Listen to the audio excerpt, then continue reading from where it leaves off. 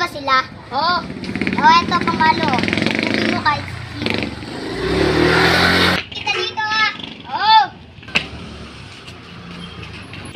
Uy, butos. Isang marang biktima ko eh. Bumugbog sa akin. Ah! Ah! Uy, gising, gising! Ah! Ah! Gising, gising!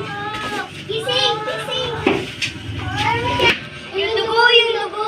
Hawakan mo muna yung ano. Si Pia, sino nagpatay sa'yo? Ay, sino nag-ano sa'yo? Sumaksa. Pinugbog ko si Nathan. Nasa labas pa? Diyan lang kayo. Andun siya! Ano na? Ah, matapang ka ah.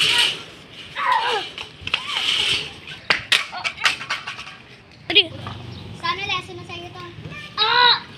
Ba't ko nagawa to? Si Pia nga po na. Asa si Pia? Nasa hospital niya. Ano ginawa? Ano bang hinihintay niyo? Tara, puntahan na natin siya. Asa na kaya si Pia? Si Pia! Huwag mo na nga nalapit. Patingin nga ako na sugat mo. Okay lang ba yan? Okay lang ba yan? Sabi lang mag-awa ka na eh! Kinakamusta ka lang naman eh. Di ba sabi ko sa'yo kanina, huwag mo kumahan? Uy, huwag na kayo mag-away. Please. Okay na si Tia. Nga. Nasa series. Di nga namin alam ni Tasha. Hinahanap nga din namin eh. Wait lang, tanong ko lang kay Doc kung pwede na umalis. Sige, Sige, ingat ingat ka. ka. Ang bagal naman ni Tia.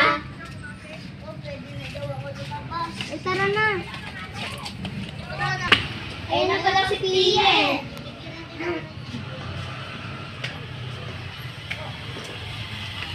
Tara, hanapin na natin si Eris. Doon ka muna sa restaurant namin. Pre, ayos ka lang? Tatawag na ako hospital. Hello po? Andito po kami sa Bandola Street sa 125 na bahay po. Sige po. Pre,